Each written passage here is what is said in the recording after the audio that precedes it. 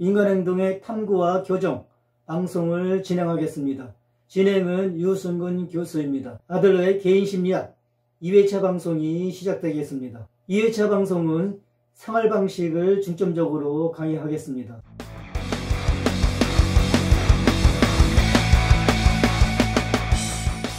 개인의 최종 목표는 우월성 또는 완벽성이지만 다양한 행동 양식을 통해 목표를 달성하려고 노력합니다.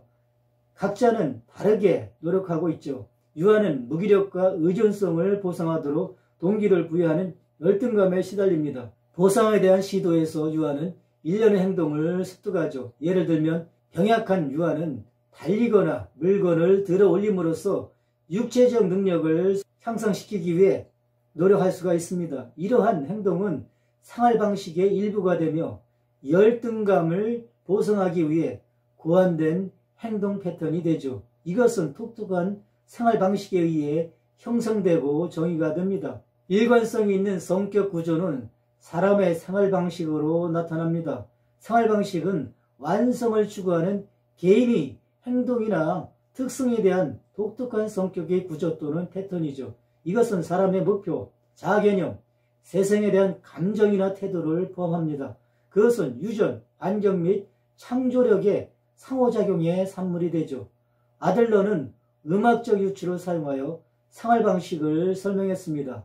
전체 멜로디가 없으면 각 음표는 무의미하지만 멜로디는 작곡가의 스타일이나 독특한 표현 방식을 할 때 더 중요한 의미를 갖게 되죠. 생활방식은 인생 초기에 사회적 상호작용으로부터 배웁니다. 아들러는 생활방식이 4세에서 5세 사이에 확고하게 결정되어 이후에는 변하기 어렵다고 제안했습니다. 생활방식은 이후의 모든 행동에 대한 지침이 됩니다. 모든 행동은 통일된 생활방식을 중심으로 전개가 되죠. 심리적으로 건강하지 못한 사람들은 자신의 환경에 대응하는 새로운 방식을 선택할 능력이 없고 다소 유연하지 못한 삶을 살게 됩니다. 이와 달리 심리적으로 건강한 사람들은 다양한 방식으로 행동합니다. 건강한 사람들은 성공을 위해 여러 가지 방법을 보고 지속적으로 새로운 선택을 만들어내고 이러한 것을 성취하기 위해서 노력하죠. 또한 행동을 통해 사회적 관심을 표현하고 이웃사랑, 성적 사랑과 직업을 해결하기 위해 적극적으로 노력합니다.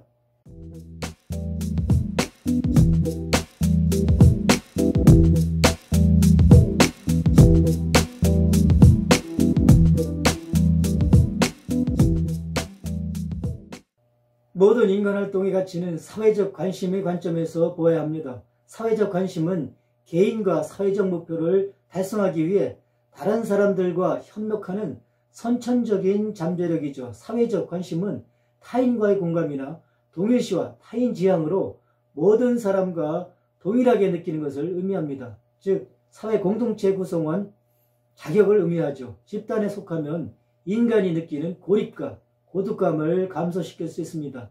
잘 발달된 사회적 관심을 가진 사람은 이상적인 공동체의 모든 사람을 위한 완전한 추구를 합니다. 사회적 관심은 인간 공동체의 구성원에 대해 공감과 인류와의 관련성에 대한 태도를 포함하죠.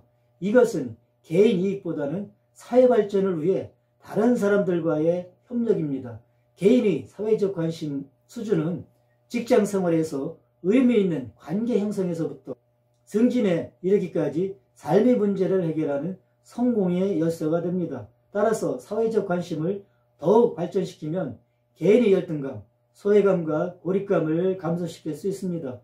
높은 사회적 관심을 가진 개인은 공감적 관계의 맥락에서 협력적이고 건설적이며 기여하는 활동을 보여줍니다. 사람의 초기 유년기에서 사회적 관심이 인지될 수 있지만 삶의 과정에서 양성되고 개발될 수가 있습니다.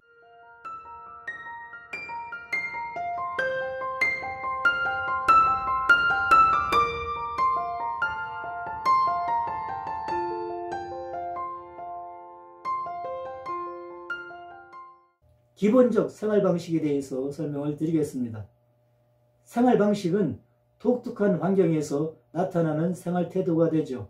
개인은 행동이나 특성에서 독특한 생활 방식을 갖고 있습니다. 아들러는 사회적 관심과 활동 수준을 기준으로 기본적인 생활 방식을 구분했죠. 즉, 생활 방식은 지배형, 기생형, 회피형, 사회적 유용형이 있습니다. 지배형은 독재적인 양육에서, 기생형은 부모의 과잉 보호에서 자란 사람에게 나타납니다. 회피형은 자신감이 부족하고 소극적인 생활 방식이고, 사회적 유용형은 사회적 관심과 활동 수준이 높아 성숙하고 건강한 사람들의 생활 방식이 됩니다. 활동 수준은 개인이 지닌 에너지 양으로 어렸을 때 형성되어 인생의 과제를 다루는 데 사용이 됩니다. 지배형은 다른 사람들을 지배하거나 지배하려는 유형이죠. 사회적 인식이 거의 없는 지배적인 태도를 나타냅니다. 이러한 사람들은 다른 사람들과 상관없이 행동하죠. 이 유형은 다른 사람들을 공격하고 가학성애자, 범법자 또는 반사회적 인격장애가 나타날 수가 있습니다. 기생형은 다른 사람들로부터 만족을 얻기를 기대하며 다른 사람에게 의존합니다. 회피형은 문제를 피함으로써 삶에 성공하려는 유형으로 삶의 문제에 직면하는 시도를 하지 않습니다. 어려움을 피함으로써 실패의 가능성을 회피하죠. 이 세 가지 유형은 사람들과 협력할 수 없으며 생활 방식과 현실 사이의 충돌은 신경증과 정신병을 초래합니다. 이들은 사회적 관심이 부족합니다. 마지막으로 사회적 유용형은 사회적으로 유용한 방법으로 문제를 해결하는 유형이죠. 타인과 협력하고 필요에 따라 행동합니다. 이러한 사람들은 잘 개발된 사회적 관심의 틀 안에서 문제를 극복하죠. 창조력은 적절한 생활 방식을 창조하는 능력입니다. 아들러는 사람마다 자신의 방식을 자유롭게 창조할 수 있는 능력을 부여받았다고 주장합니다. 궁극적으로 모든 사람들은 자신이 누구이며 어떻게 행동하는지에 대해 책임이 있습니다.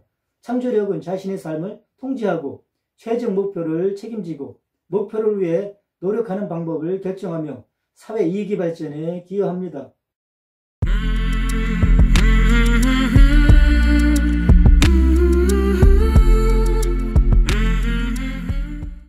가족 구도와 출생 순서에 대해서 설명을 드리겠습니다.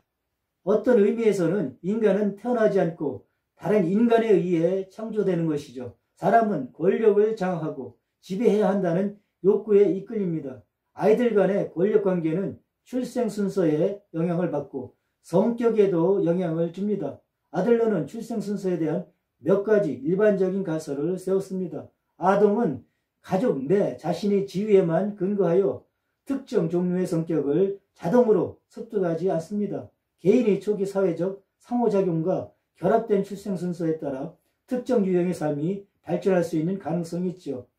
첫째 아이는 권력과 우월, 높은 불안, 과보 경향에 대한 감정을 강화시킬 수 있습니다.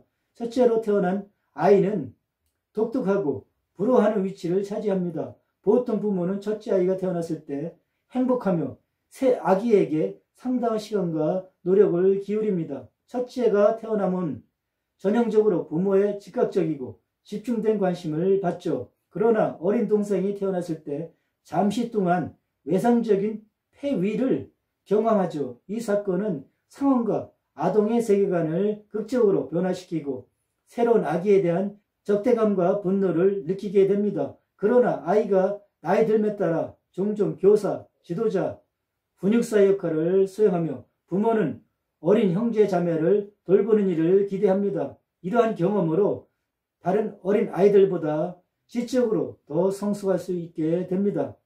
둘째 아이는 협력과 사회적 관심을 발전시키기 위해 더 나은 상황에서 삶을 시작합니다. 둘째 아이의 성격은 첫째 아이의 태도에 대한 인식에 의해 형성이 됩니다.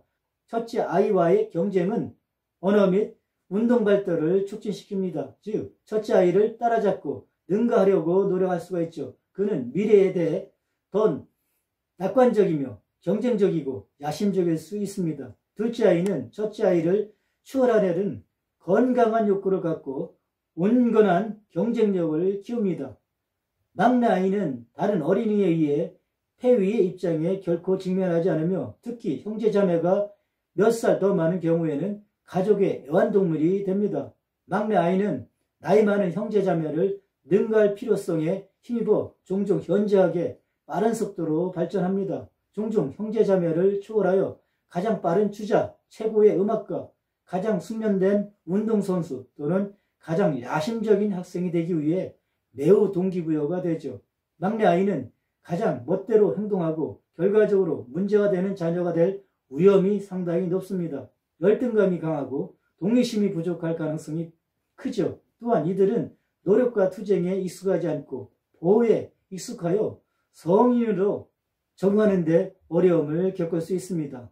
독자는 경쟁에 독특한 위치에 있지만 형제 자매에 대한 것이 아니라 아버지와 어머니에 대한 것이죠. 성인 세계에서 살면서 과장된 우월감과 부풀어 오른 자아개념이 나타납니다. 잘 발달된 협력과 사회적 관심이 없고 기생적인 태도를 갖고 있으며 다른 사람들이 애착을 갖고 그들을 보호할 것으로 기대합니다.